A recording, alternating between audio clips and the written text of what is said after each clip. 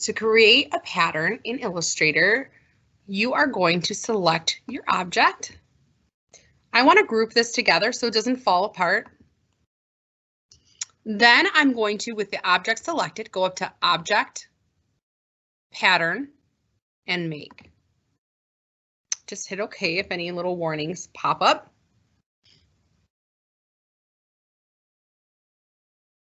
I'm going to cancel this. Some of my layers were locked, so I want to make sure those are unlocked because they weren't selected because they were locked. So I'm going to hit Group.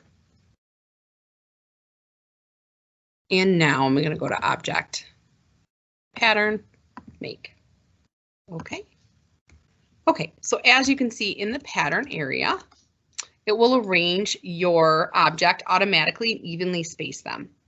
For our purposes here, we want to make an 8" by 8" swatch of pattern.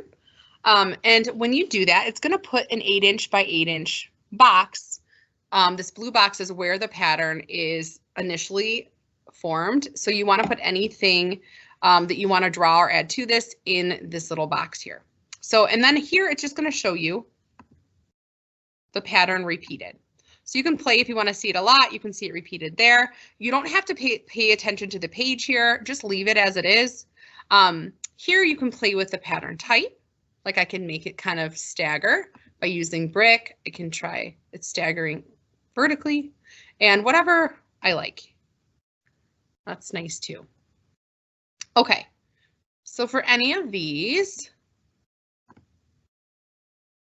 I can go in and I can modify my pattern. So we're going to worry about the background color later, but for now I can add in shapes, I can add in drawings, I can add like little dots or vines or anything like that. So I'm going to go in and kind of add in some elements here. Now I'm going to right click, arrange, and send it to the back.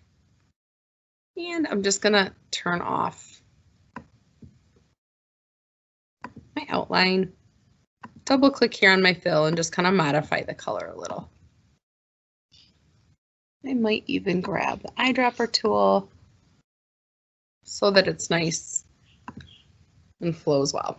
Okay, so I'm going to zoom out and look at that. That's kind of cool. I could go in and add some other lines or some polka dots. Maybe some overlapping. But I like to zoom out and zoom in quite a bit so I can see how that's looking in the design. So once I have something I think that I like, I'm going to hit done. And once you hit done, it's going to show up in your swatches as a new pattern.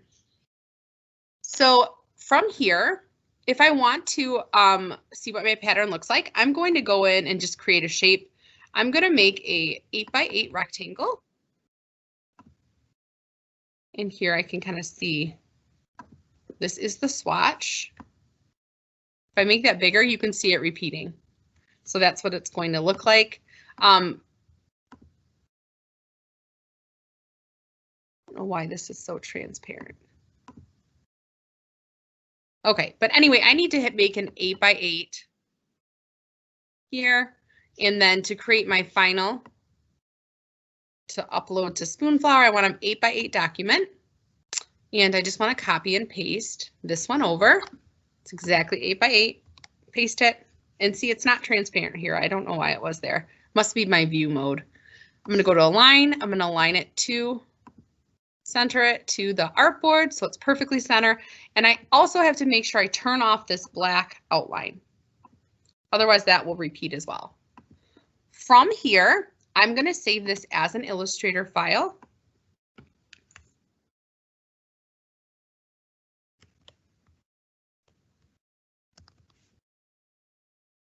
I've made a lot of them, so I'm going to say 5. That way I can go in if I want to, and I can just modify this pattern as needed. So if I go into my swatches, because I copy and pasted it over, these are here. I can go to object, I can go to pattern, and I can go to edit. It'll take me back here, and I can add adjustments if I need to. If I wanted to add other things, I could definitely go in and do that. Right now it's using my pattern as a stroke. I don't want to do that. And you can just add other embellishments. Maybe you take your brush and paint something, whatever it is you want to do.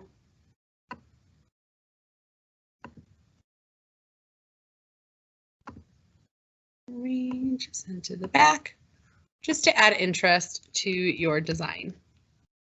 And now I can click done here. Maybe even change up the layout.